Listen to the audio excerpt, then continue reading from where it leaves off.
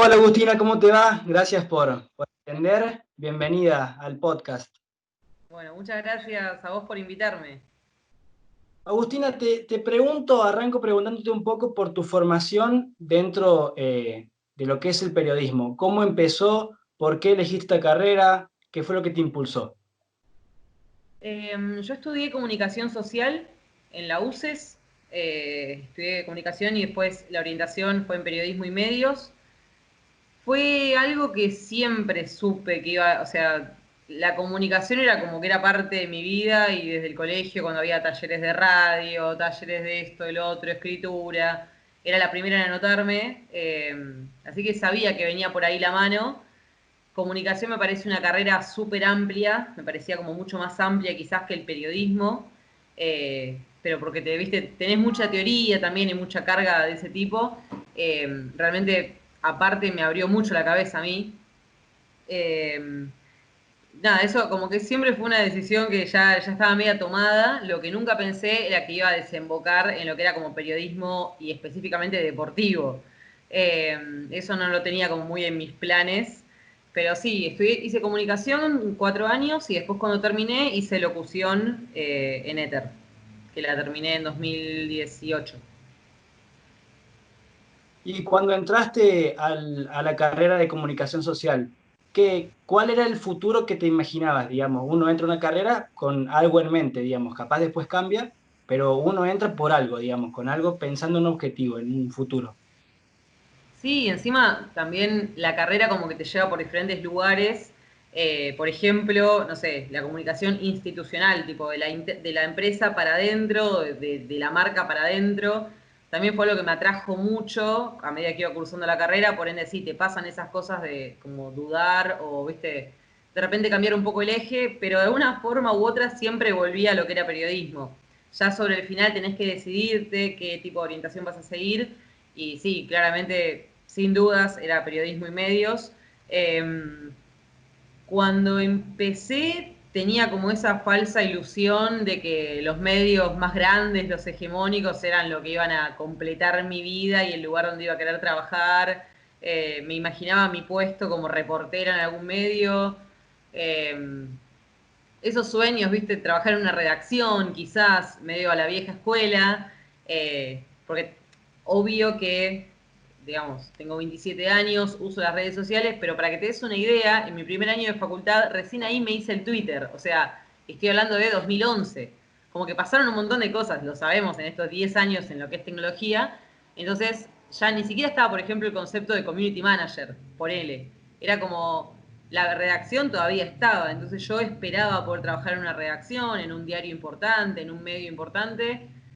La vida después me demostró, porque tuve la suerte de trabajar, para la suerte, en realidad con esfuerzo y también con mucho estudio, trabajé en un medio muy importante, en Teis Sports, y me demostró que no era eso lo que quería, o sea, no, es como que quizás a lo que querés apuntar, y después te das cuenta que no es muy por ahí. Pero bueno, cuando estudiaba sí, soñaba con eso, con trabajar en un medio grande, en tener mi lugar ahí.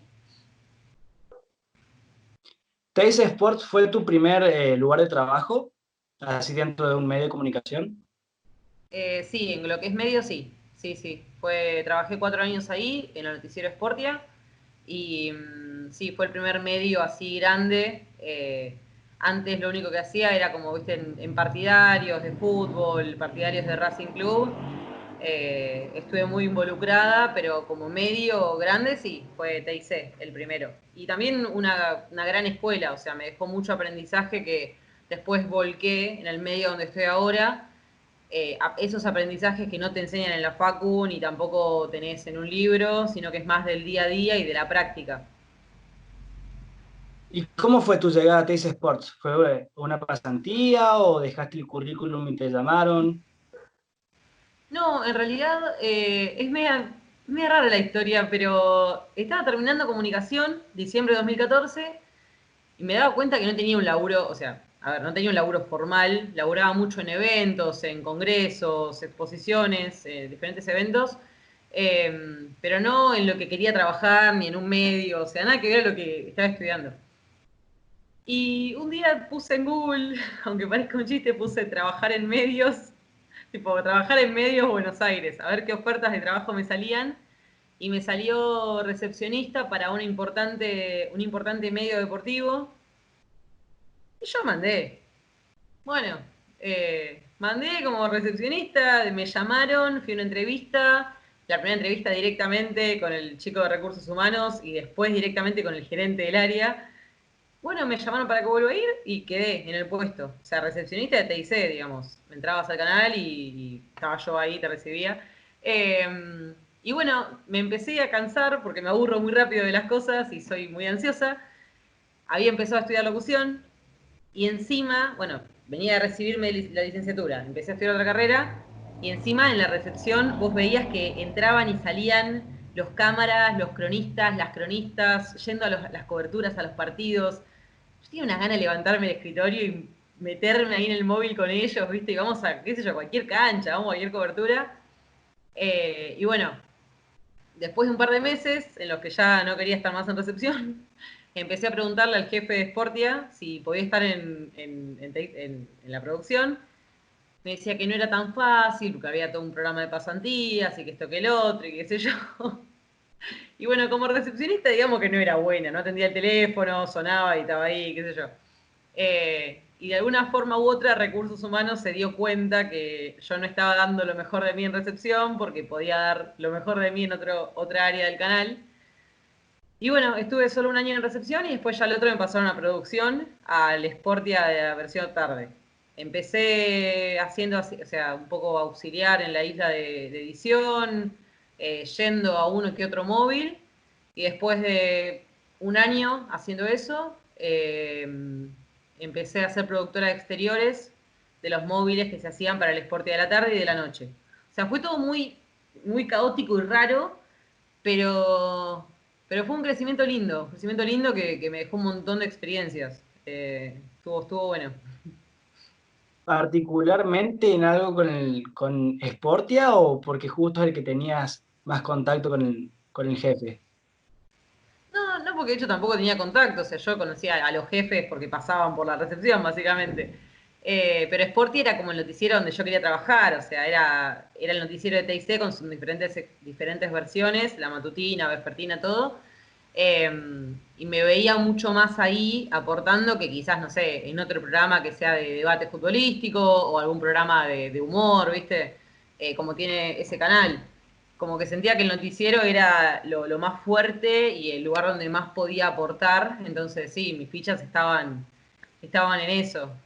Tengo un compañero ahora que está trabajando, que trabaja en Planeta Gol, y su sueño era trabajar en Planeta Gol, y por suerte está ahí haciéndolo y todo. Pero yo tenía como ese sueño, viste, con Sportia. O sea, algo mucho más abarcativo, más de contenido, viste, noticioso. Eso estaba bueno. Eh, y no, y bueno, después de un poco esfuerzo y otro poco pelearla internamente, se dio. ¿Y el fútbol? ¿Siempre fuiste futbolera o eres de gustarte muchos deportes, de seguir también otras actividades, o siempre fuiste del fútbol? No, o sea, jugar, ponerle al hockey, pero de seguir, de ver por la tele, de conocer la historia de los jugadores y eso, el fútbol, siempre. O sea, no. Siempre, obviamente, están los Juegos Olímpicos y creo que todo el país está pendiente a ver si sacamos alguna medalla, pero no, la realidad es que solamente el fútbol. Eh, y específicamente el fútbol masculino. O sea, yo iba a la cancha, conocía los planteles de memoria, sabía esto, lo otro, todo con respecto al masculino. Hoy no sé de fútbol masculino, no tengo idea de lo que es el fútbol masculino. He perdido interés, de hecho también. Me involucré muchísimo con el fútbol femenino. Eh, Mirá, hace poco en una nota me habían preguntado, como, bueno, ahora que relaté, que relaté como al plantel femenino, si el próximo paso era relatar al masculino. No, les dije, o sea, no. Primero porque tenemos que dejar de pensar en como el próximo paso, como siempre la cuestión del masculino por sobre el femenino, pero más allá de eso, como opinión personal, para mí haber llegado a lo que es la selección femenina ya es un gol de que nunca lo imaginé y era como, ya está, es como llegué, o sea, no es que como que realmente involucrarme tanto en el femenino y también en la lucha que hay atrás, de verdad hizo que deje de tener interés en las comodidades, los beneficios y todas esas cosas que goza el fútbol masculino. Realmente, bueno, sigo yendo a la cancha porque la verdad es que es un ritual con mi hermana que lo hacemos desde hace años. De hecho, ella no era hincha del club que soy hincha y se hizo hincha por mí, así que estoy muy contenta con eso. Pero es más una actividad familiar, digamos. Si ahora creo que el partido empata, perdemos o ganamos, del masculino no, viste, como no me genera nada, a diferencia de lo que me generaba hace años, cuando sí era como muy fanática del deporte, de ese deporte versión masculina. Nació FootFemProf, que es un proyecto que quienes llevaron adelante se pusieron de acuerdo, cómo es el tema de las coberturas, cómo hacen con el tema de los gastos, cómo es el proyecto. En realidad, Food Femprof nació en enero del año pasado para acompañar la lucha que empezó Maca Sánchez por la profesionalización del fútbol, de ella y de su, digamos, el suyo, el que jugaba y sus compañeras. Y ahí, tres compañeras de Food Prof, Leila Grayani, Luciana Gargini y Micaela Canataro, era todo su área de prensa, todo el área de prensa de Maca, que a través de la cuenta de Twitter y de Instagram de Food visibilizaban lo que Maca hacía, decía, y también toda la campaña. Se lanzó una campaña con el hashtag Fútbol Femenino Profesional, al que muchas jugadoras de primera división, como jugadoras de ligas del interior, eh, tuvieron adhesión, entonces mandaban sus fotos con las banderas, con las remeras. Hay una foto muy conocida de Flor Bonsegundo con la remera, con la campaña y el hashtag. Era un lugar de visibilización. Hasta que de repente, así como estaba la causa de Maca, estaba la causa de Pepita, de la Liga Santafesina, que te decía que ahí también no sé, las dejaban de lado, no les daban lugar. Bueno, y así después también estaba el otro caso, y el otro caso, y el otro caso. Empezaron a surgir casos, diferentes problemáticas y reclamos que les llegaban en su momento a mis compañeras, a la cuenta de FoodFemPro, y el medio empezó como a visibilizarlas. Después de repente este medio empezó a crecer, siempre decimos que de una cuenta de Twitter pasamos a ser un medio multiplataforma, o sea, y realmente lo decimos porque fue como se dieron las cosas, un poco se dieron y otro poco como que las fuimos buscando.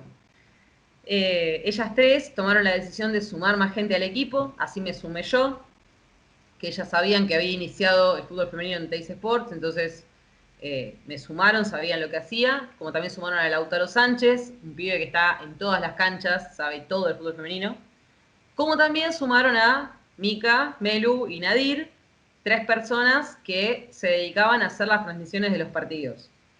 Entonces, de alguna forma empezó a completarse todo este equipo, este grupo, eh, algunos con más tiempo, más dedicación, otros menos, porque también teníamos en su momento otros laburos que nos daban de comer y que bueno, Food Pro seguía siendo una prioridad, pero no era el laburo principal que te daba como la plata y las cosas para que vivas.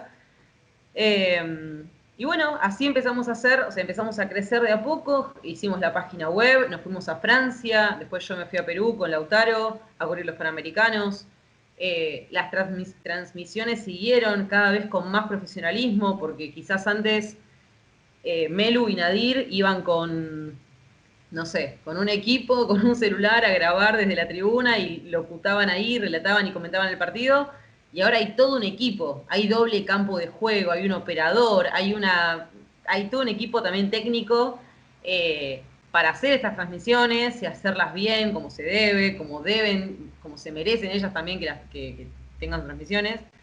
Y bueno, empezó a crecer y ahora lanzamos un programa que empezó este domingo, Sacá del Medio se llama, también por YouTube, que es donde hacemos las transmisiones. Así que bueno, de a poquito es como que vamos encaminando esto, que ya te digo, empezó como una cuenta de Twitter y ahora está buscando ser un medio autogestivo. O sea, un medio como empiezan a ser muchos medios que por el aporte de la gente que elige nuestro contenido, nosotros podemos hacer nuestra labor diaria y bueno, dedicarnos 100% a FoodFemPro. Hay dos cosas de las que me dijiste que me llamaron mucho la atención. El tema principal es las transmisiones que le hacen a través de YouTube. ¿Cómo es el tema de los derechos, si tienen que pagar algo? Porque sabemos que ahora que se profesionalizó el fútbol femenino, también hay transmisiones por televisión, creo que TNT es el único que lo transmite. Y lo otro que también te quería preguntar es la cobertura que se hizo del Mundial en Francia 2019 y de los Panamericanos, ¿la hicieron ustedes de su bolsillo? ¿Salió o consiguieron auspiciantes? ¿Cómo fue también ese trayecto para llegar a los Juegos? Bueno, por el lado de las transmisiones, sí, o sea, se negoció entre TNT Sports y AFA que de los 8 partidos que hay, iban a transmitir en un momento 3, 4, después de repente fueron solamente 2. Así lo estaban haciendo hasta que, bueno, se suspendió el torneo. Entonces, si vos transmitís 2 partidos, dejás 6 que nuevamente quedan invisibilizados.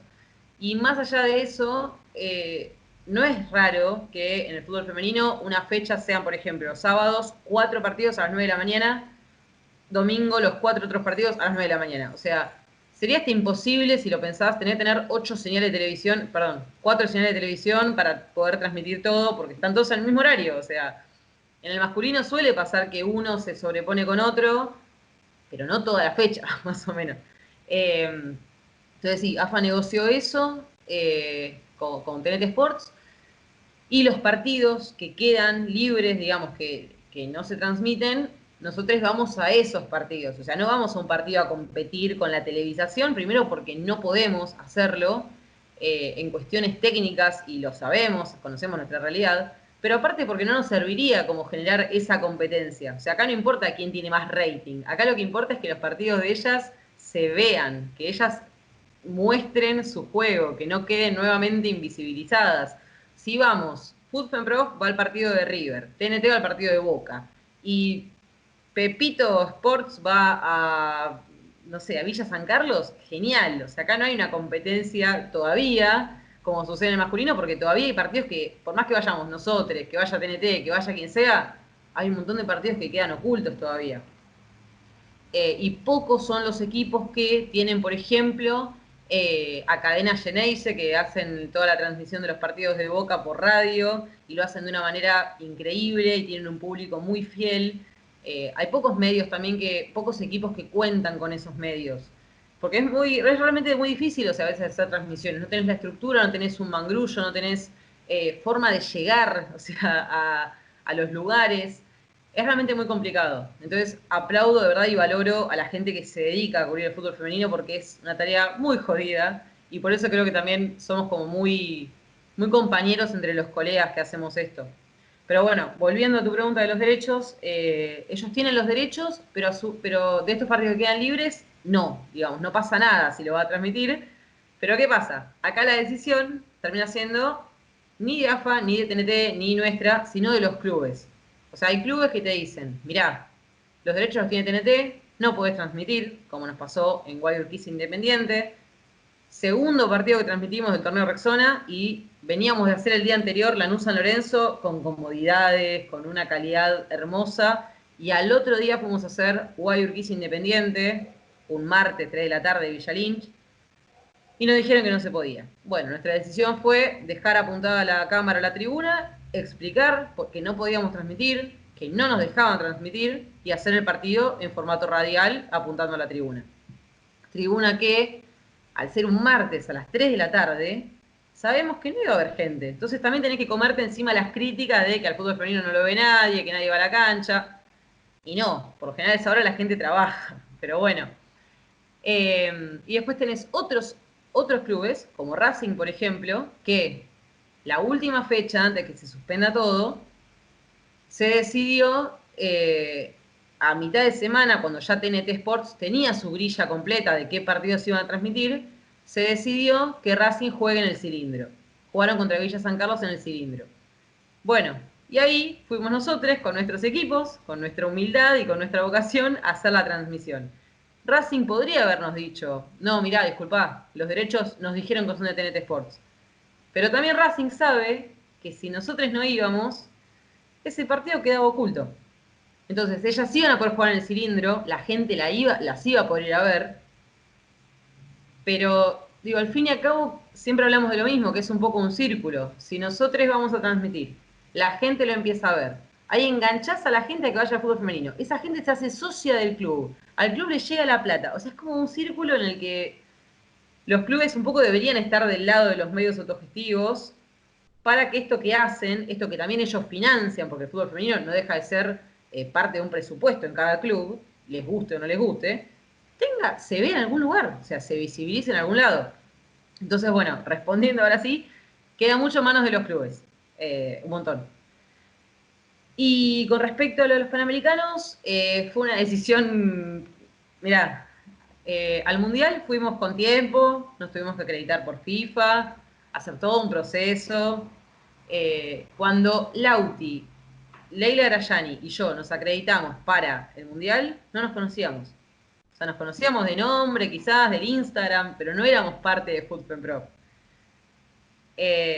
Hicimos todo como debía hacerse, después, bueno, nos unimos, estuvimos allá alquilando el mismo lugar, o sea, después sí, nos empezamos a unir y todo, pero en un inicio hicimos todas las cosas muy bien porque cada uno iba a ir solo a cubrirlo.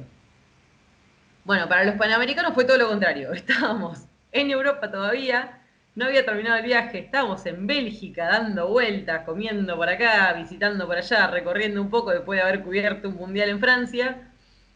Lo digo ahora, no lo puedo creer, pero estábamos allá y yo dije, che, ¿me alcanzan las millas para ir a los Panamericanos? ¿Tengo millas de este viaje para Perú? Hablo con mi vieja, le pregunto, me dice que sí, me hace el trámite ella.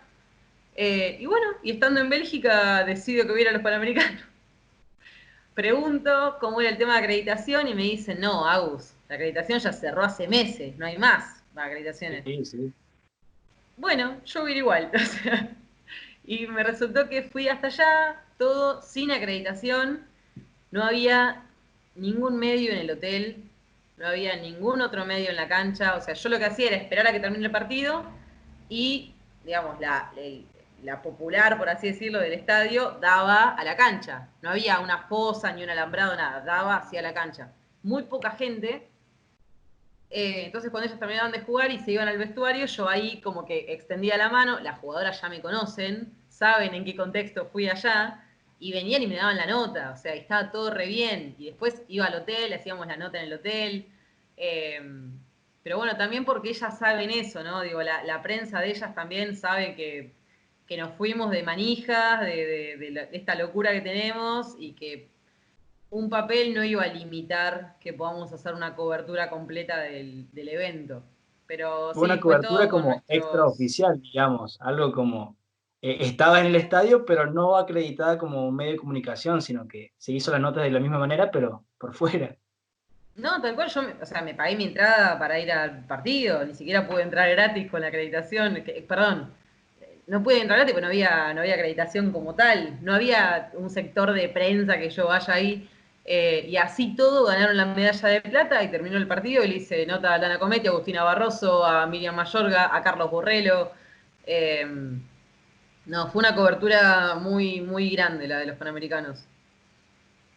Y volviendo un poco al tema de Francia, ¿cómo fue vivir ese mundial? Porque en los papeles era un mundial más importante que el resto de los que habían pasado por toda la situación que se da en el movimiento feminista y en Argentina principalmente también, por lo que podía hacer la selección, con un fútbol que estaba empezando a profesionalizarse y que también tenía mucha gente que estaba atenta, tanto a si le iba bien o si le iba mal, pero que iba a estar atenta. Mm. Sí, tal cual. Yo la otra vez lo dije en el programa que nos pasaba que antes de ir, justo encima se dio la Copa América en ese momento, o sea, era en sintonía con la Copa América masculina, la de Brasil, y antes de ir era como, no sé, ¿qué puede pasar? Se vuelven en primera ronda, ya fue, ¿viste? Nadie entendía la magnitud del evento, los medios no querían que vos cubras nada. Hemos recibido de manera grupal muchas respuestas tipo, bueno, si pasa algo, los contacto. Y, ¿viste? Ese si pasa algo, que sabemos que era muy probable que no lleguen a la final, ellas también lo sabían, o sea, ese criterio de si pasa algo es como un poco extraño, pero bueno, cuando pasó el empate con Japón, hubo mucha gente acá que empezó a preguntarse qué estaba pasando en Francia. Che, hay un mundial, o sea, se está jugando Era un un grupo difícil mundial. también. Era un grupo re difícil, sí. Se está jugando un mundial y Argentina, que no daban dos mangos, porque un montón de gente ha criticado, ha juzgado, ha dicho barbaridades. Argentina, que de repente no daban 2 pesos por ellas, estaban empatando con una potencia mundial. O sea, la última subcampeona del mundial. Es como que ahí empezaron a entender un poco acá lo que estaba pasando y a ellas empezaron a sonar los teléfonos, a mí también, a mis compañeros también.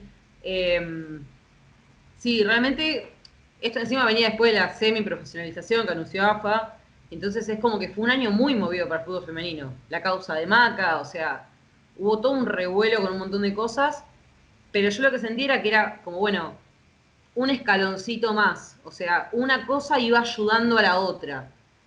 El Mundial también hizo que muchas jugadoras hablen de la profesionalización, de todo lo que faltaba, entonces quizás no había que hablar solamente de resultados y estrategia futbolística, sino que era el momento y la vidriera para hablar de causa, de lucha, de compañerismo. Y creo que en muchos casos así se dio. Y en cuanto a las comodidades, el tema de los estadios y eso, ¿cómo fue tu experiencia? ¿Cómo lo viviste?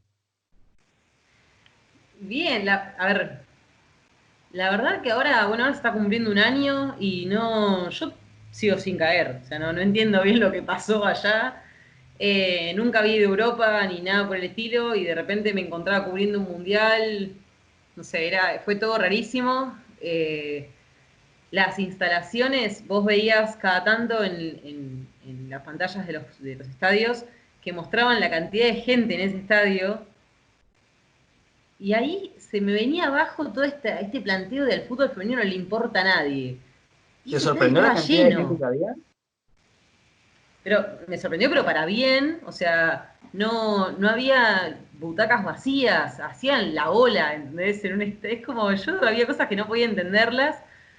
En realidad no es que entenderlas, es que después de tanta crítica y después de estas frases de que no le importa a nadie, de que esto, lo otro, ver ese estadio lleno, verlas a ellas ahí en ese estadio, con tanta gente apoyando y bancando y gritando los goles, sí, la verdad que fue una locura que no estaba en mis planes, sentirme de esa forma, a veces trato de, no sé, yo trato de ser objetiva en algunas cosas, pero si vos ves las fotos mías durante los partidos, no, era una hincha con la bandera acá pintada, más o menos. Eh, pero sí, bueno, todo muy distinto, o sea, el trato, FIFA es ya sabemos lo que es FIFA, es una institución con muchos protocolos y muchos pasos a seguir para un montón de cosas. Querés ir al baño y tenés que llenar un formulario más o menos. Bueno, algo así era toda la cuestión allá en Francia. Había día de reconocimiento de estadio, día de entrenamiento, todo muy correcto y prolijo.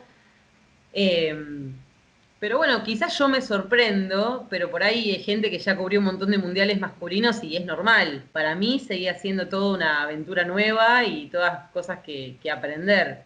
Eh, pero los estadios, las instalaciones, los hoteles, la verdad que hermosa la experiencia.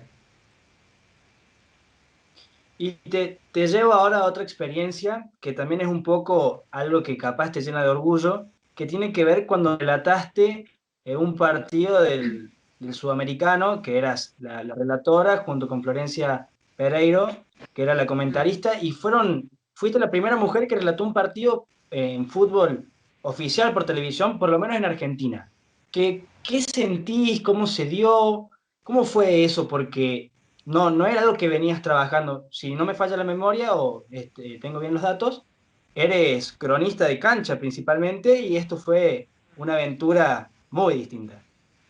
Sí, yo cuando me preguntaron, me preguntó el productor de Deporte B, mi experiencia relatando, fui totalmente sincera. O sea, le podría haber dicho un montón de cosas, pero le dije la verdad. Le dije, mira, yo campo de juego. O sea, sé nombre, apellido, sé hasta el nombre de la abuela de algunas, pero yo campo de juego. O sea, no sé cómo podría llevar eso al relato.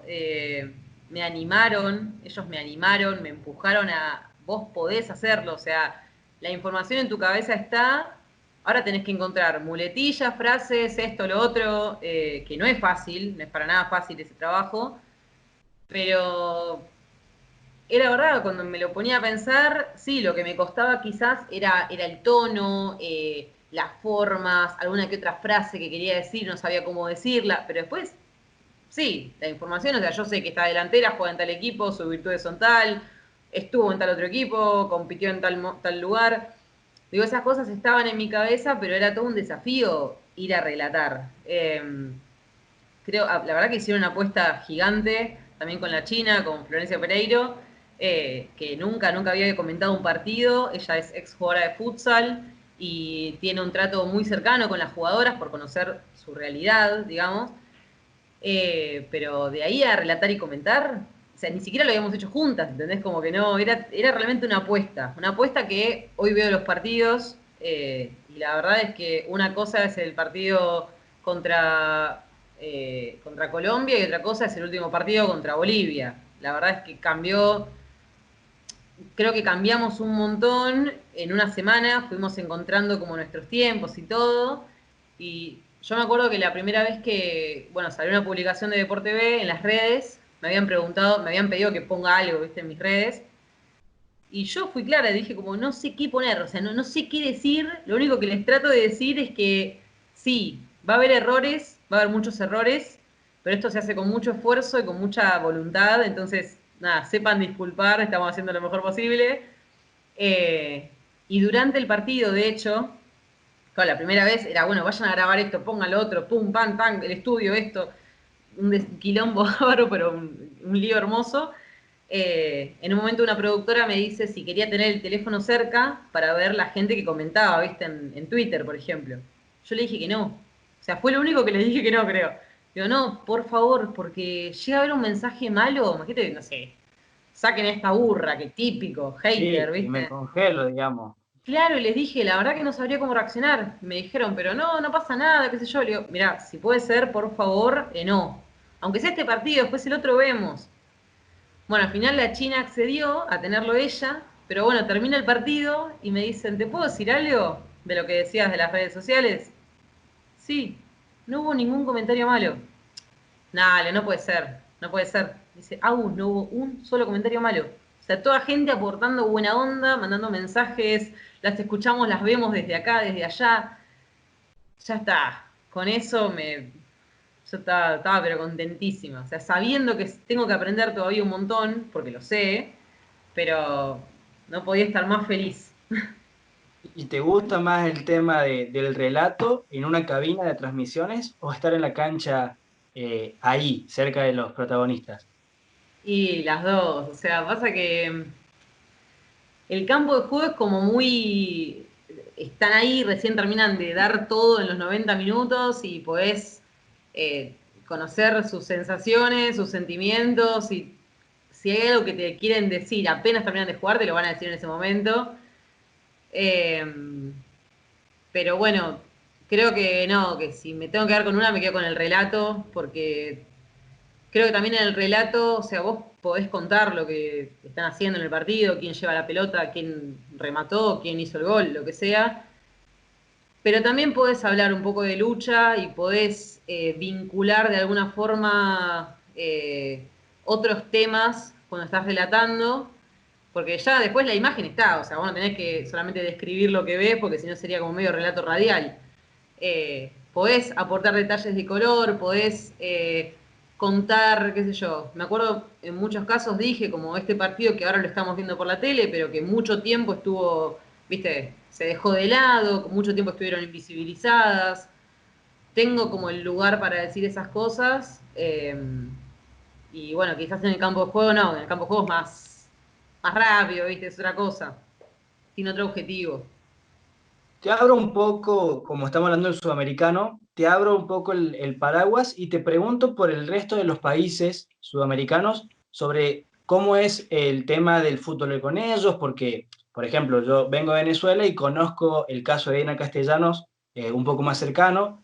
Principalmente ella es una bandera de un país, pero que a la vez es una bandera a nivel no solamente sudamericano, sino mundial por lo que ella ha hecho, por su juego, por su forma de jugar. Pero te pregunto cómo es la realidad, habiendo cubierto un sudamericano, cómo es la realidad que vive, por ejemplo, Uruguay, Chile, Perú, Colombia, cómo se manejan ellos en el tema del fútbol femenino. La verdad, siento que no tengo quizás tanta información para como detallar en sí cada país, pero así todo, algo que vi o estuve, o sea, investigué bastante, al menos en lo que era el grupo que le tocaba a Argentina, era que si bien había muchas situaciones de desventaja y desigualdad del fútbol femenino con respecto al masculino en cada país, como sucede siempre, eh, muchas de estas jugadoras, más allá de ser de distintos países, tener distintas camisetas, estaban en la lucha. O sea, son personas que no es que, bueno, listo, ahora las más grandes se encargaron de, ahora me toca. No, o sea, siguen en la lucha y tienen apenas 17, 18 años y están en esa lucha. Ya te digo, pude hablar con compañeras de Chile, de Uruguay, de Ecuador, y todas remarcaban eso. Compañeras, digo colegas, porque para pedirles información, información de, viste, de alguna que otra jugadora, para decirlo también en el relato. Eh, Todas resaltaban eso, o sea, lo involucradas que estaban estas jugadoras con la lucha, con esta cuestión de la profesionalización del fútbol, de lo que falta en cada país, todo lo que pasó, toda la polémica que hubo en Colombia, que profesionalizaron, después no, después volvieron, después que las jugadoras fueron dejadas de lado. Todo lo que estaba sucediendo en Bolivia, o sea, que había un despertar en general en el deporte y que por ahí esas ganas, esa iniciativa que tenía la selección no iba acompañada de la estructura que necesitaban, como pasa, insisto, en un montón de lugares. Los reclamos de las jugadoras de Chile para, o sea, por un fútbol más igualitario, porque están en una situación de desventaja muy grande en Chile. Bueno, diferentes cuestiones, todas atravesadas, creo, por el feminismo y la lucha colectiva. Eh, pero después lo que sí veo es como que de a poco, por ejemplo, Venezuela me pasa que siento que se están dando cuenta que hay un proyecto, o sea, el proyecto está, y no solamente con el femenino, sino también con el masculino, invirtieron lo que había que invertir en su momento, y eso de una forma u otra, o sea, me acuerdo, no me preguntes qué competencia, no recuerdo, pero que en su momento Venezuela le hizo partido a Argentina, a la selección masculina, algo que quizás años atrás era impensado, o sea, acá hubo mucha burla por eso con respecto al seleccionado masculino. ¿Cómo puede ser que Venezuela te haga un partido? O sea, no podía ser en otro momento. Pero bueno, eso también quiere decir que cuando hay un proyecto, hay un presupuesto y hay personal que lo acompañe, trae sus frutos. Bueno, eso quizás se le está dando más importancia ahora a la sub-20 de diferentes países, pero todavía falta. Falta un montón. No recuerdo haber visto o haber investigado y sorprenderme con no el nivel, porque no es el nivel, sino el proyecto futbolístico de algún país. Ni siquiera con la Argentina, que sé que es muy distinto a lo que pasa con la mayor de acá. Todo te deja todavía un montón de dudas y de cuestiones que faltan. Pero sí, pero ya te digo, de las elecciones veía eso, como que había mucha cuestión involucrada con la lucha, que quizás en la selección mayor de ese mismo país no las ves tan metidas en ese tema. Recién hablabas de preguntarle a las compañeras sobre información, sobre datos. ¿Cómo hacen ustedes para acceder a una base de datos que por ahí era inexistente? Porque bueno, la altura, el peso, en qué lugar nació, por ahí son fáciles de conseguir porque es una base de datos como una planilla, digamos. Pero después si nos vamos a lo que es un sistema de juego, pases acertados, no sé, tiros al arco, es un poco más complejo y si no hay una plataforma que lo cubra, ¿cómo hace un periodista, un relator, comentarista como para acceder a ese tipo de cosas cuando no hay una base? No, en ese sentido, mira, te digo, tanto desde la altura como la fecha de nacimiento hasta cómo se para un equipo, hay una gran, perdón, una gran falta de contenido. O sea, hay un vacío, un bache que vos por ahí ahora buscás, no sé, en Wikipedia una jugadora y no la vas a encontrar. O sea, probablemente no esté en Google, por ahí haya alguna nota de un partidario que le hicieron en algún momento. Después no hay datos tan cercanos. Poné cualquiera del masculino, te aparece hasta cónyuge, o sea, te aparece todo, toda la información. Con el femenino no pasa y si bien con las colegas de otros países lo que hacía era como y tratar de tener, viste, más datos de la figura, o la delantera, la arquera, viste, o el técnico, trataba de apuntar más a eso. Me pasaba que mismo con Argentina, o sea, yo hablé casi todos los días con Estefanía León, prensa de AFA, preguntándole, che, ella, ¿está bien que que jugó en este equipo? Che, ella, ¿puede ser que juegue de 5 y acá juegue de 4? Che, tal nació en tal lugar, o sea, corroborando datos, pobre Steffi, la tuve, nada, ya no sé cómo no me bloqueó en el WhatsApp, pero era chequear un montón de datos porque de verdad no hay un lugar donde consultar. Y si bien se está haciendo todo un trabajo, conozco diferentes colegas que están haciendo esa reconstrucción, es más, conozco hasta un grupo de gente que les hice los perfiles en Wikipedia hace poquito a las jugadoras de la mayor, son personas como vos, como yo, o sea, no es que trabajan en una institución o algún lugar que tienen como tarea hacer eso. Entonces, medio que el fútbol femenino es una construcción colectiva, o sea, en muchos aspectos. No saber cómo analizar un partido, no saber si, por ejemplo, la selección de Chile se para distinto ahora a lo que se paraba hace 3 años, y quizás porque no hay videos de ese entonces, quizás porque hace 3 años estaban jugando por jugar, ni siquiera había un proyecto, o sea, la selección mayor acá tuvo 2 años de nada. No había entrenador, no había nada, a veces que se jugaban, no sé, ni siquiera había amistosos, no había giras. Entonces, ¿de dónde vas a estudiar si no había partidos y encima del partido que había no estaban ni televisados? Eh, por darte un ejemplo, después del Mundial se hicieron 2 amistosos con Colombia, en el predio de Seiza, acá en Buenos Aires. Eh, Amistoso de la selección mayor. O sea, es como que no te estoy hablando de la sub-14, sino de la selección mayor jugando contra el seleccionado mayor de Colombia, 2 amistosos, martes y sábado. Los dos a las 9 de la mañana, predio de Seiza, que acá es muy lejos, y no había televisación. Y fuimos, FUTFEMPRO fue con las cámaras e hicimos los 2 partidos. Pero venían de jugar un mundial, o sea, no tenían televisación. Es insólito. Después cuando querés ir a buscar archivo, y no, muchas veces no te vas a encontrar con archivo y tengas que preguntar. Para FIFA, para el Mundial de Francia, Steffi tuvo que hacer un gran trabajo de reconstrucción histórica, porque FIFA le empezó a preguntar, ¿viste? Para las fichas, para su web, para todo.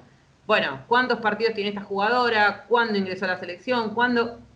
Y ella tenía que ir una por una y preguntarle a ellas directamente, porque no tenés un lugar donde acceder.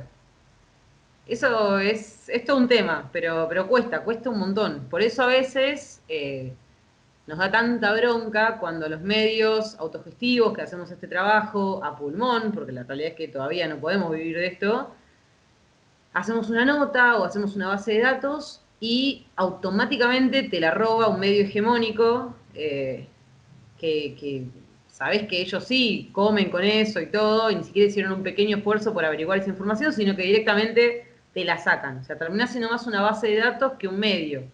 Entonces también tenemos que regular un poco nosotros como, bueno, qué información damos, qué información nos guardamos para tirar en la transmisión, ¿viste? Tenemos que ser cuidadosos también con eso. Bien, te pregunto también por gente que uno por ahí, no sé si es que admira, pero que sí le busca un poco imitar ciertas cosas que uno toma como patrón para seguir dentro del deporte y dentro principalmente de los comentarios, relatos. Hay contactos con otros periodistas que han estado en los medios antes del fútbol femenino, por ejemplo, en el caso de Latinoamérica, diré que Alina Moine es una de las personas que llegó, acá en Argentina está Ángela Lerena, ahora Morena Beltrán, como que han ido entrando un poco las mujeres dentro de los medios, se contactan entre ustedes, hay un interés, cómo se maneja eso?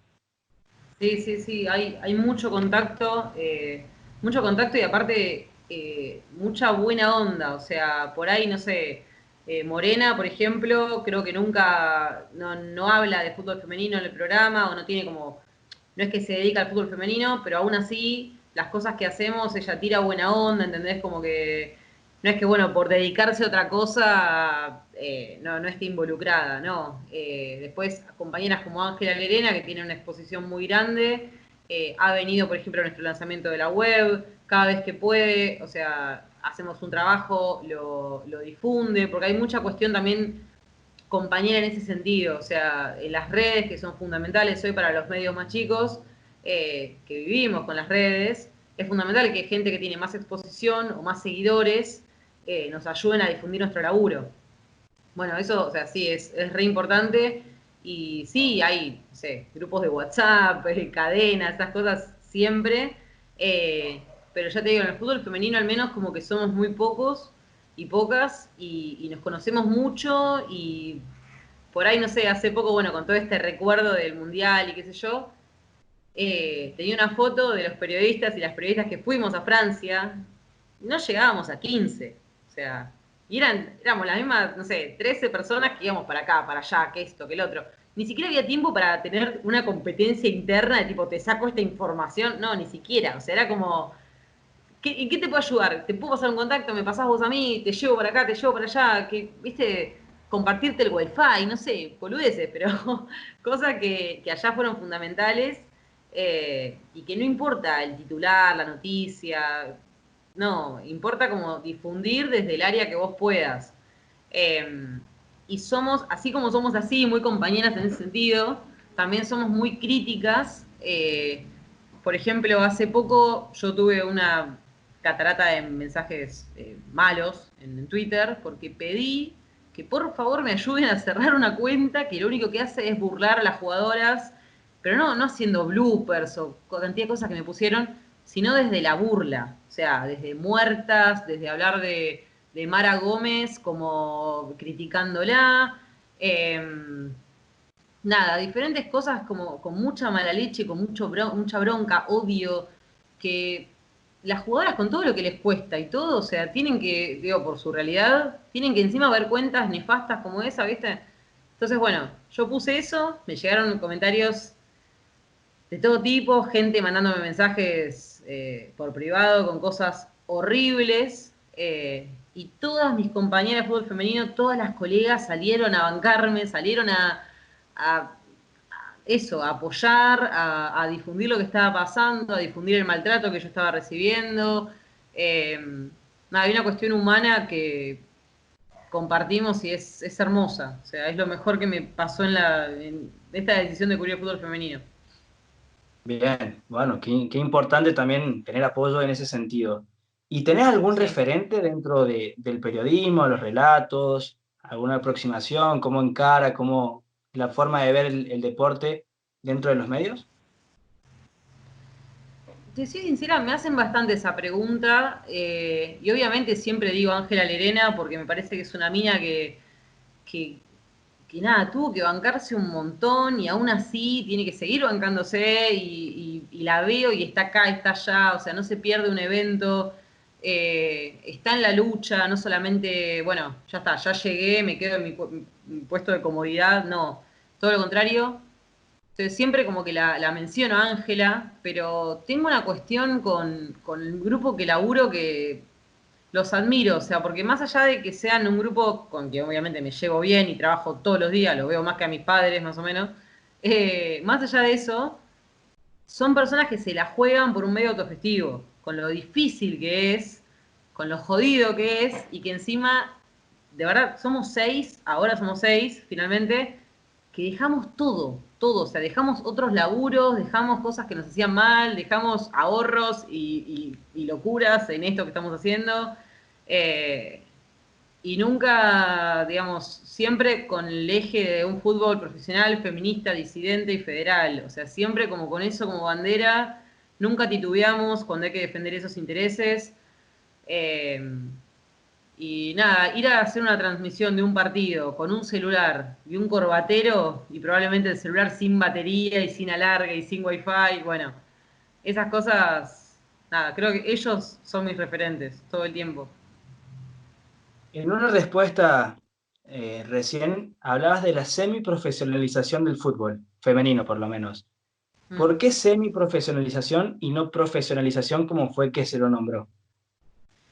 Porque para ser profesional se supone que tenés que tener todos los recursos, las estructuras, vivir de eso. O sea, Messi es un profesional, pero no solamente Messi, Messi y el último, no sé, el último pibe que entró al plantel de, qué sé yo, de Arsenal, no sé, tipo, tenés el exponente máximo hasta, no sé, cualquier persona, cualquier hombre que se dedica al fútbol masculino, perdón, al fútbol, que juegue al fútbol y lo haga de una forma, digamos, que lo tome como su trabajo, como su medio de vida, lo hace de forma profesional. O sea, se levanta, va a un club, entrena, tiene un nutricionista que le dice qué comer, tiene probablemente un psicólogo grupal y uno individual.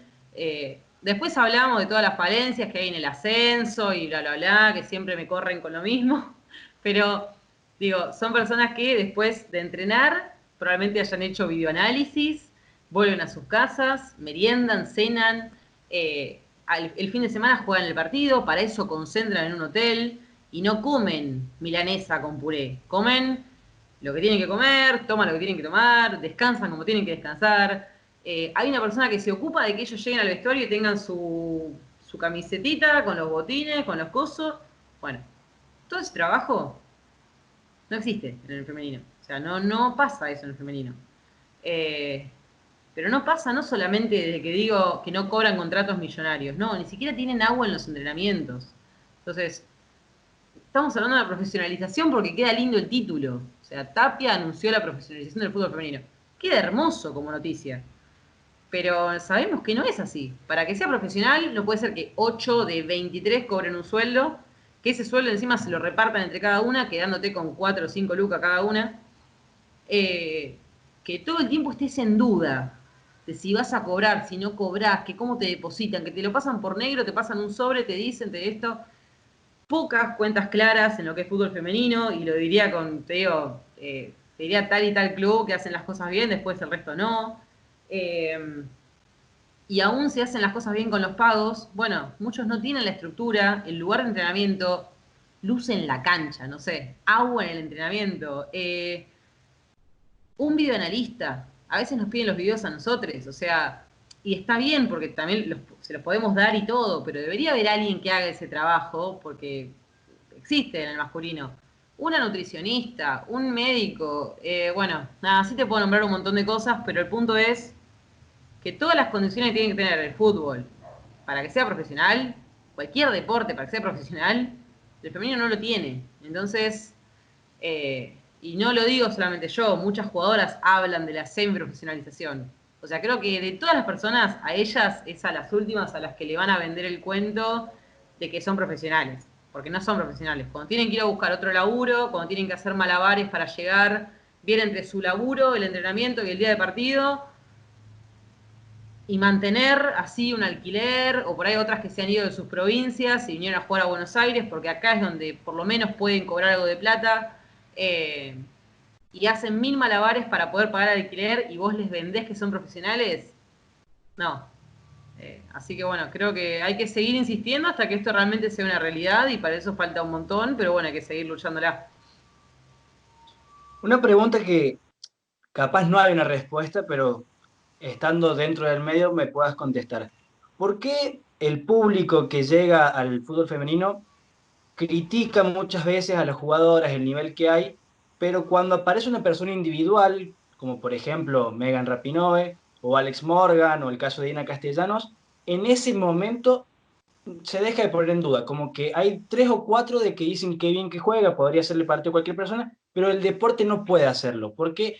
¿Y por qué se le pide tanto a una jugadora de fútbol que no ha tenido una formación? Me imagino que la mayoría de las personas, de las jugadoras Sí. que llegan a los planteles, no tienen una carrera hecha en inferiores, reserva para llegar a primera. No, tal cual. Creo que lo que decís, y te digo porque por ahí me pasa con gente de mi familia, mis amigos, qué sé yo, es porque no conocen. Y se quedan con lo que escucharon, se quedan con lo que escucharon que dijeron.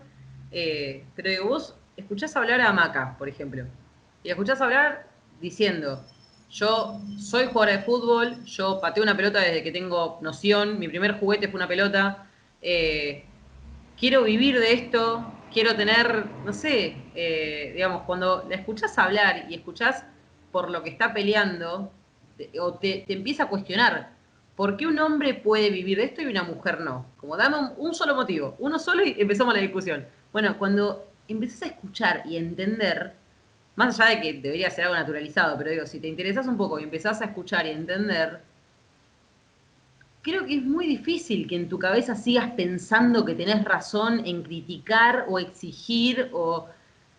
Básicamente son personas, no importa en qué deporte, en qué contexto, lo que sea, son mujeres que están reclamando lo que tienen que tener. O sea, está, esto también lo hablamos mucho, este famoso ganen algo, este famoso, vale, pero ¿qué exigen si nunca ganaron nada? Y bueno, ¿por qué hay que ganar algo? O sea, ¿la selección masculina ganó todos los mundiales? No, y aún así se les da lo que tienen que tener porque trabajan de eso y lo necesitan, son trabajadores del deporte.